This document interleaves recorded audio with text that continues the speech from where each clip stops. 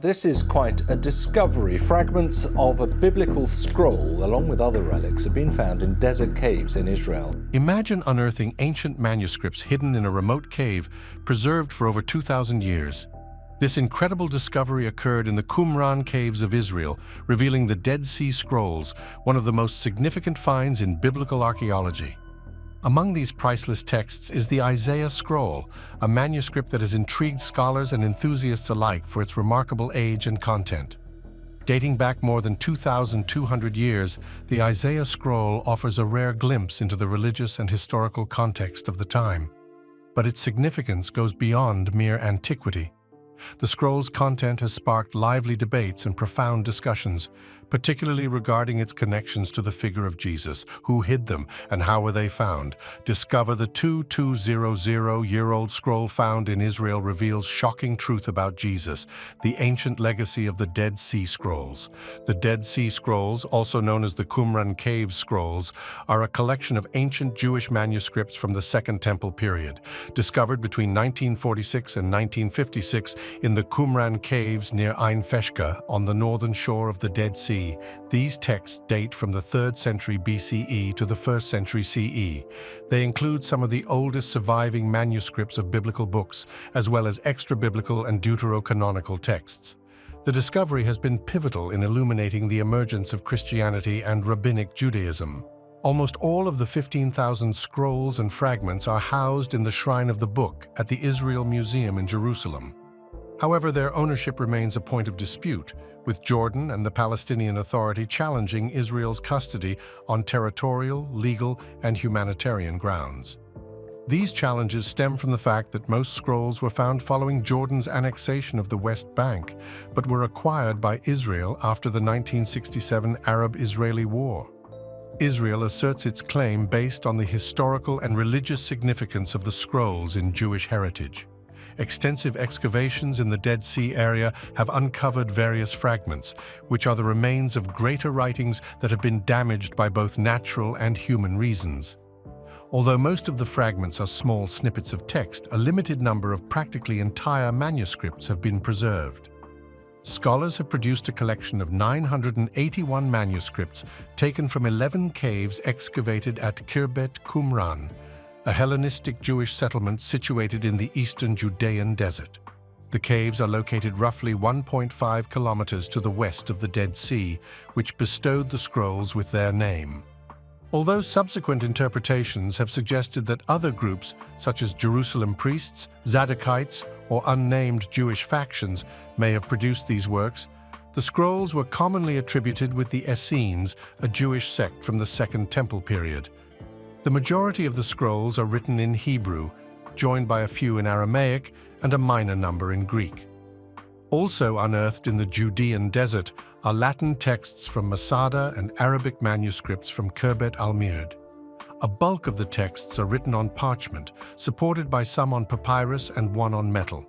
While the scrolls are commonly dated from the 3rd century BCE to the 1st century CE, particular manuscripts uncovered at various sites in the Judean desert range from the 9th century BCE to the 11th century CE.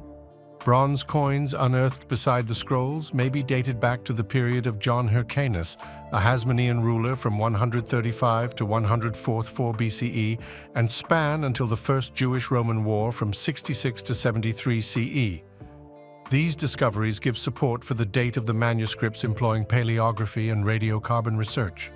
The condition of the scrolls has inhibited academics from accurately recognizing all the texts, although they may be typically grouped into 3 groups. These include copies of Hebrew scriptures, manuscripts from the Second Temple period that were not included in the Hebrew Bible, and sectarian writings that give light on the beliefs and traditions of separate Jewish groups. The Dead Sea Scrolls continue to provide unique insights into ancient Judaism and the religious movements of the day, delivering a wealth of information on the cultural and spiritual context of the ancient world. Who found these scrolls and brought them to the limelight? Let's find out. The remarkable discovery of the Dead Sea Scrolls. The Dead Sea Scrolls were excavated in 12 caverns in the location once designated Ein Feshka, near the Dead Sea in the West Bank, which was under Jordanian authority at the time. Between 1946 and 1956, Bedouin herdsmen, along with archaeologists, discovered this extraordinary treasure. The practice of preserving worn-out sacred scriptures in earthenware receptacles concealed in caverns or buried in the dirt corresponds to the ancient Jewish ritual of Genizah. The original discovery happened between November of 1946 and February of 1947, when Bedouin shepherd Mohammed ed-Dib, his cousin Juma Muhammad, and Khalil Musa wandered onto the first of these manuscripts. In a series of interviews with the Bedouin, John C. Trevor pieced together the astounding account. It was ed-Dib's cousin who initially unearthed the caverns, but it was Ed-Dib who inadvertently tumbled into one, now known as Cave 1. Inside, he uncovered a number of manuscripts, eventually identified as the Isaiah Scroll, the Habakkuk Commentary, and the Community Rule. These manuscripts were subsequently transported back to their yurt for the family to peruse, and astonishingly, none were destroyed during this period. After the first discovery, the Dead Sea Scrolls were retained by the Bedouin, who set them on a tent pole while assessing their future activities. They originally wanted to sell the texts, but a seller in Bethlehem refused them as useless. The Bedouin then sought help from a local sheikh and ended up leaving one scroll with Khalil Eskander Shaheen Kando and selling 3 others to a different seller for around $28, which was over $382 today. In 1947, John C. Trevor from the American Schools of Oriental Research studied the texts and found their closeness to the Nash Papyrus, then the oldest known biblical record. As violence in the region worsened, numerous documents were moved to Beirut for protection. On April 11, 1948, Miller Burroughs of Assur officially revealed the finding of the Dead Sea Scrolls, marking a crucial milestone in Bible studies. Rediscovering Cave 1, the search that unveiled more Dead Sea Scrolls. Professor Ovid R. Sellers, the newly appointed Dean of the American Schools of Oriental Research, ASOR, received further scrolls from Metropolitan Bishop Mar Samuel at the beginning of September 1948. But even more than 2 years after the scrolls were first discovered, experts are still unable to pinpoint the exact cave where these sections were found. It was not safe to conduct a large-scale search at the time due to the political unrest in the area. The sellers attempted to enlist the help of Syrian locals in finding the cave, but their assistance came at too high of a cost. Early in the year 1949, the Jordanian government gave the Arab Legion permission to conduct a search in the area thought to contain the ancient Qumran cave. The cave, which was later named Cave 1, was found on January 28, 1949, by Captain Akash El-Zeben of the Arab Legion and Captain Philippi Lippens, a Belgian monitor for the United Nations. The finding of Cave the first Qumran site excavation was led by the Jordanian Department of Antiquities and took place between February 15 and March 5, 1949. Under the direction of Gerald Lancaster Harding and Roland DeVoe, further portions of the Dead Sea Scrolls were found during this dig, in addition to other noteworthy finds such linen cloth, jars, and other objects. Scholars' understanding of the scrolls and their historical background grew as a result of these discoveries. Unearthing the secrets of Qumran, the expanding discovery of Dead Sea Scrolls. In November of 1951, Roland DeVoe and his team from the American Schools of Oriental Research, ASOR, launched a comprehensive excavation of the Qumran area. This marked the beginning of a systematic effort to uncover the remaining secrets hidden within the desert caves. By February of 1952, the Bedouins had made another significant discovery: 30 fragments in what would later be identified as Cave 2. These fragments were just the beginning, as the cave eventually yielded 300 pieces from 33 distinct manuscripts, including important works such as fragments of Jubilees and the Wisdom of Sirach, both written in Hebrew. The momentum continued to build. On the 14th of March in the same year, DeVoe's team made another thrilling find: a third cave containing additional fragments of Jubilees, as well as the fascinating copper scroll, an unusual and highly valuable artifact. The search didn't stop there. Between September and December of 1952, the ASOR team continued their work, uncovering fragments and scrolls from Caves 4, 5, and 6. As the historical significance of these scrolls became more widely known, their monetary value also soared, sparking a race between the Bedouins and the Essene archaeologists. Both parties were now working independently, but in the same general area of Qumran, which stretched over a length of more than 1 kilometer.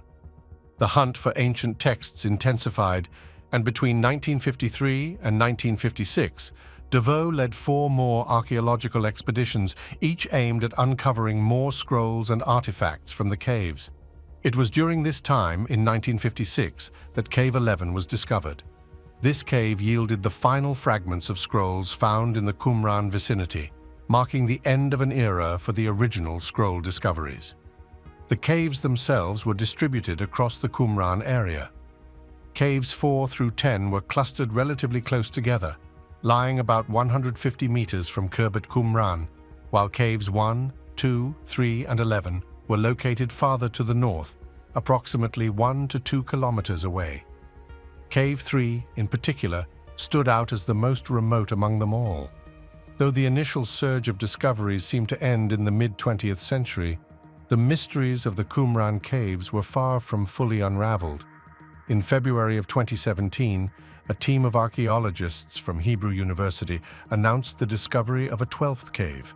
While the cave contained only a blank parchment inside a jar, the presence of broken jars and pickaxes suggested that the site had likely been looted in the 1950s. In March of 2021, Israeli archaeologists revealed yet another significant find. Hidden away in a cave, they uncovered dozens of new scroll fragments containing biblical texts written in Greek from the books of Zechariah and Nahum. These scrolls are believed to have been hidden during the Bar Kokhba revolt, sometime between 132 and 136. In 2021, discoveries continued at the Qumran area. Archaeologists found a 10,500-year-old woven basket and the remains of a child from approximately 6,000 years ago in the Murabaat caves. They also unearthed Bar Kokhba revolt coins. Additionally, more scrolls were discovered in the Cave of Horror near the Dead Sea.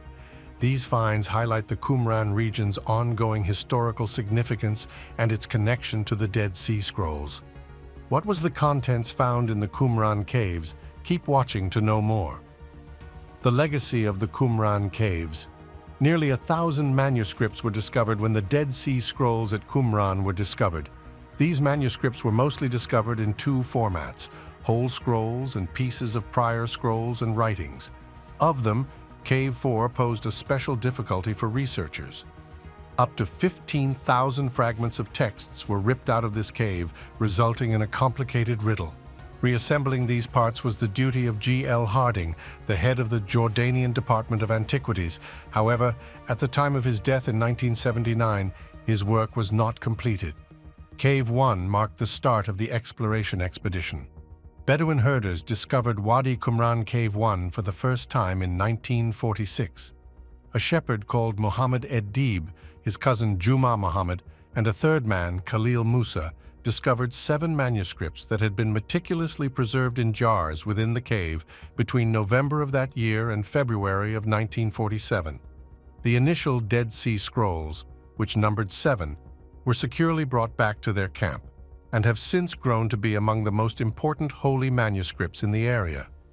The Great Isaiah Scroll, a duplicate copy of Isaiah, the Community Rule Scroll, the War Scroll, the Thanksgiving Hymns, the Pesher on Habakkuk, and the Genesis Apocryphon are among them. The British Museum now has one of the original earthenware jars that held these scrolls. In February of 1952, 30 pieces discovered by Bedouin explorers revealed the location of Cave 2. The 300 pieces from 33 distinct manuscripts that have been found in this cave throughout time include parts of the Hebrew volumes of Jubilees and Wisdom of Sirach. Cave 3 was found by the researchers from the American Schools of Oriental Research on March 14th, 1 month later. Pieces of Jubilees and the renowned copper scroll, an uncommon and fascinating find, were discovered with this find. One of the most significant discoveries in the region, Cave 4, was also found by the Essene team in August of 1952. Cave 4 one of the most prolific and well-known of all the Qumran caves, was excavated by G.L. Harding, Roland Deveau, and Joseph Milik. It is visible from the Qumran Plateau to the south, and it alone generated around 90% of the Dead Sea Scrolls, totaling to about 15,000 pieces from 500 separate writings. 9 to 10 copies of Jubilees and important religious objects, such as 21 tefillin and 7 mezuzot, were discovered in this cave. Not long after Cave 4 was discovered in 1952, Cave 5 was also discovered. It was not as successful, but it still yielded around 25 manuscripts. About 31 pieces were found in the adjacent Cave 6, which was found at the same period.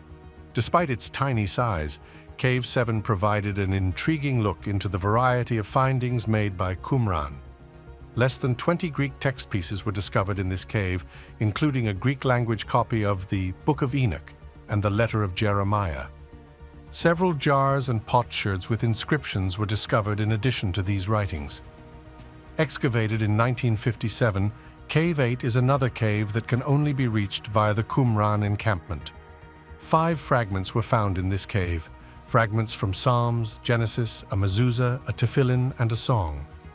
In addition, Cave 8 uncovered a number of other objects that shed light on the day-to-day activities of the ancient society, including lamps, jars, tefillin boxes, and even the sole of a leather shoe. Concealed about the same period, Cave 9 yielded just one piece of a text and was substantially smaller. Although Cave 10 was not a manuscript haven, it did hold some interesting discoveries. An unusual sign etched into a gray stone slab was discovered, along with 2 pieces of ostraca with writing on them. One of the final significant finds at the Qumran was Cave 11, found in 1956. 21 important manuscripts, some of which were fairly extensive, were found in this cave. Among them was the Temple Scroll, which is nearly 26 feet long, longer than any other Dead Sea Scroll, and may have been longer in the past. Scholar Yigael Yadin has referred to the Temple Scroll, which gives directions for building the temple in Jerusalem, as the Torah according to the Essenes. Hartmut Stegemann, on the other hand, downplays the value of the scroll. Cave 11 also provided an eschatological fragment regarding the biblical character Melchizedek and a Proto-Masoretic fragment of the Book of Leviticus, known as the Paleo-Hebrew Leviticus Scroll. In the middle of the 20th century, the Qumran caves had not yet been fully explored, despite the significance of these findings. 12 caves were discovered in February of 27 by archaeologists from Hebrew University and Liberty University of Virginia. Although no scrolls were discovered from this cave, the finding of shattered jars and pickaxes clearly showed that it had been robbed in the 1950s. A fragment of paper that had been coiled up in a jar was found within the cave, suggesting that scrolls had formerly been kept there. Furthermore, the precise origin of several scroll pieces found in the area is unknown due to their lack of recognized archaeological origins. Although the origin of these pieces is thought to be the Qumran, it's also plausible that they were found at other Judean desert archaeological sites. As a result, they have been assigned to the X series, a provisional classification, the origins of the Dead Sea Scrolls. The finding of the Dead Sea Scrolls caused a heated discussion over their origin, with many scholars blaming the Essenes, a Jewish group said to have lived at Qumran, for their production. While this idea ruled for decades, new academic challenges have spurred a re-evaluation of the ruling view.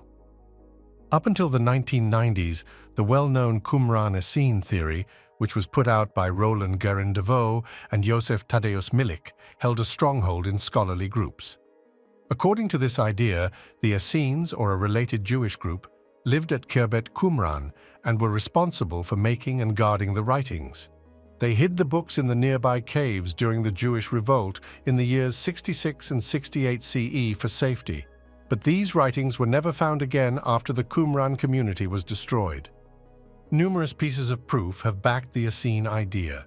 First, the entrance processes of the Essenes, as recorded by the Jewish Roman writer Flavius Josephus, have striking similarities to the rules found in the Community Rule, a famous scroll found in the Dead Sea collection. A shared ritual practice is shown by the closeness of the introduction process mentioned in both texts for new members. Additionally, According to Josephus, the Essenes had a community lifestyle in which members of the group shared property evenly. This practice is mirrored in the community rule. This same attitude is thought to provide an extra link between the Qumranic writings and the Essenes. The idea has also been backed by physical proof found at the Qumran site. Inkwells and tables that were thought to be writing surfaces were found during digs, showing that some kind of Bible production or recording took place there. Named the Scriptorium by Roland de Vaux, this area is thought to be where the scrolls were written or copied. The finding of several inkwells close by supports the idea that the Qumran was a center for study and religious activities. The finding of many Jewish religious baths, or mikvaot, in Qumran adds support to the idea that the site was occupied by a pious Jewish population that probably followed the Essenes' cleanliness standards. Ritual baths of this kind were important to Jewish life and fit with the customs described in the scrolls. Geographical data supports the Qumran Essene situation as well. Roman explorer Pliny the Elder wrote of a group of Essenes who lived close to the abandoned town of Ein Gedi on the northwest bank of the Dead Sea, soon after Jerusalem fell in the 7th century.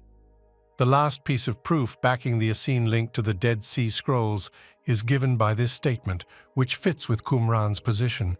This idea has been under more and more attack lately, despite earlier being almost widely accepted. Some experts argue that the scrolls may have been moved to Qumran from other places rather than being made there.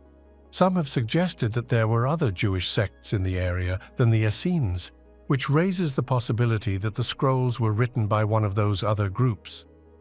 Though there are still gaps in our knowledge of this fascinating time of ancient history, the Qumran Essene theory continues to be the most complete account for the origin of the Dead Sea Scrolls. What other origin or theory of the Dead Sea Scroll do we have? Let's find out. Beyond the Essenes, unraveling the complex origins of the Dead Sea Scrolls. Although the Essene idea has long dominated debates on the sources of the Dead Sea Scrolls, an increasing number of academics now support the Qumran sectarian explanation, which preserves a link to the location but falls short of assigning the scrolls only to the Essene theory. Lawrence H. Schiffman's work helped this perspective to become somewhat popular, as he suggested that Zadokite priests, usually connected with the Sadducees, may have headed the community linked with the scrolls. Supporting this theory, books like the Miksat Mahaze HaTorah from Cave 4 fit very precisely Sadducee customs, especially in terms of their unique festival calendar and rigorous purity rules. Theories implying a potential Christian influence on the scrolls compound the mystery. Jose O'Callaghan Martinez created waves in the 1960s when he claimed that a piece from Cave 7, assigned 7Q5, may be a New Testament Gospel of Mark fragment. Though this assertion is greeted with mistrust, it sometimes reappears supported by other paleographic studies. Robert Eisenman's controversial theory that some of the scrolls resemble the customs of a nascent Christian community and that some of the scrolls might be connected to early Christian leaders like James the Just and Paul the Apostle fuels the controversy even more. Other academics have taken a rather different tack, speculating that the scrolls could not have come from Qumran at all. Among the first to suggest that the scrolls, buried away during the Roman siege of Jerusalem in 70 CE, were in the library of the Jewish temple, was Karl Heinrich Rengstorff. Later on, Norman Golb developed on this idea, implying that the scrolls were gathered from other Jerusalem libraries rather than just the temple. The variety in handwriting styles and the ideological substance of the scrolls, which point to many origins from a more metropolitan setting, support this point of view. New archaeological research has added even another level of complexity to the argument. Scholars like Yuval Peleg and Yitzhak Magen have questioned the conventional wisdom that holds Qumran was a monastic community. Rather, they suggest that the site could have been a Hasmonean fort at first, then used for different purposes. According to this view, inhabitants escaping the Roman assault of Jerusalem transported the scrolls for security rather than producing them at Qumran. Every one of these ideas creates fresh paths to grasp the Dead Sea Scrolls. Whether they were the writings of Essenes, Christians, or Jerusalem-based intellectuals, These ancient books provide a priceless insight into the rich and multifarious fabric of ancient ideas, religion, and culture. Far from being relics from the past, the scrolls nevertheless generate active discussion and provide new analysis of the intellectual and theological currents of their day. The journey of the Isaiah scroll, from desert discovery to digital showcase. Let us now concentrate on the Isaiah scroll, among the most amazing finds from Qumran. We have previously discussed Muhammad ed-Dib, the young Bedouin shepherd whose curiosity resulted in one of the most important 20th century archaeological finds. Muhammad and two friends were tending their sheep close to what is now the Qumran Caves in the cold winter of late 1946 or early 1947. The narrative veers unexpectedly when a lone goat wanders off and Muhammad, frustrated, tosses a boulder into a cave. His attention was drawn to the unexpected sound of breaking ceramics. He came across numerous tall jars as he entered. One jar had old scrolls that would set off an archaeological revolution. Of these books, the Isaiah scroll stands out for completeness and great importance. One of the first 7 Dead Sea Scrolls discovered, this scroll has enthralled academics and amateurs both. Offering a priceless window into Second Temple Judaism and the biblical canon, it comprises virtually the whole book of Isaiah. Still, the finding marked just the start of the amazing trip the Isaiah scroll would take. Unknown of its value, the shepherds returned the scroll to their camp. Until it came into the hands of a Bethlehem antiquities merchant, its religious and historical value remained undiscovered. Before academics were shocked by its contents, the scroll traveled through numerous more hands. Especially remarkable is the antiquity and condition of preservation of the Isaiah scroll. Paleographic study and radiocarbon dating put the provenance of the scroll between 150 and 100 BCE, almost a century earlier than any other known copies of Isaiah. This offers a priceless understanding of the development and distribution of the Hebrew Bible. The scroll presents a very close rendition of Isaiah to the Masoretic text, the official Hebrew edition of the Jewish Bible. Key differences, nonetheless, highlight early Jewish interpretive traditions and deepen our knowledge of the religious philosophy of the day. The Isaiah scroll's importance goes well beyond scholarly circles. Its discovery inside the larger Dead Sea Scrolls collection has significantly shaped contemporary views of biblical history, therefore clarifying the foundations of both Judaism and Christianity. It shows how one object could change the direction of historical research. Moreover, the circumstances of its preservation in the arid environment of the Qumran Caves helped it to survive for more than 2,000 years, adding another degree of mystery about how and why it was concealed, maybe by adherents of a local sect escaping Roman soldiers. The path to public awareness for the Isaiah scroll started when it was bought by Bethlehem antiquities dealer Khalil Iskander Shahin. Kando conveyed it on to Archbishop Anastasios Yeshua Samuel, who subsequently sought academic confirmation as he cannot understand it. Though first unsure about its well-preserved condition, Professor J. van der Pluijg proved its ancient roots in July 1947. Professor Eliezer Sukenik planned for some of the scroll to be replicated and sent to Israel's future leaders among the geopolitical changes brought about by the birth of Israel. After Father Beatrice Sami contacted the American Schools of Oriental Research, the scroll was properly published and its documentation by Dr. John Trevor and examination by Professor William Albright resulted. The controversy surrounding the Dead Sea Scrolls. Upon their discovery in 1947, the Dead Sea Scrolls were initially housed at the Palestine Archaeological Museum. Following the Jordanian annexation of the West Bank and East Jerusalem after the 1948 Arab-Israeli War, the museum, including the scrolls, came under Jordanian control. However, after the 1967 Arab-Israeli War, Israel occupied the West Bank and East Jerusalem, and the museum's collection, including the scrolls, was transferred to the Shrine of the Book at the Israel Museum in West Jerusalem. This museum, managed by the Israel Antiquities Authority, displays a permanent exhibition of the Dead Sea Scrolls, featuring a replica of the Great Isaiah Scroll and other fragments. Some scrolls remained in Jordanian hands, stored in Amman rather than East Jerusalem. Since 2013, these have been displayed at the Jordan Museum in Amman, including artifacts from the Qumran site and the Copper Scroll. Ownership of the scrolls is contested. Israel claims ownership of the collection at the Israel Museum, while Jordan and the Palestinian Authority dispute this claim. The scrolls' journey also includes a period of private dealings. After their discovery, the scrolls were held by a third party, George Ishaya, a member of the Syriac Orthodox Church, before being appraised by St. Mark's Monastery. Metropolitan Athanasius. Yeshua Samuel, also known as Mar Samuel, acquired several scrolls, including the Isaiah Scroll, Community Rule, and others. 4 Dead Sea Scrolls were advertised for sale on June 1, 1954, and by July 1 of the same year, they were purchased by Professor Benjamin Mazar and Yigael Yadin for approximately $250,000, bringing them to Jerusalem.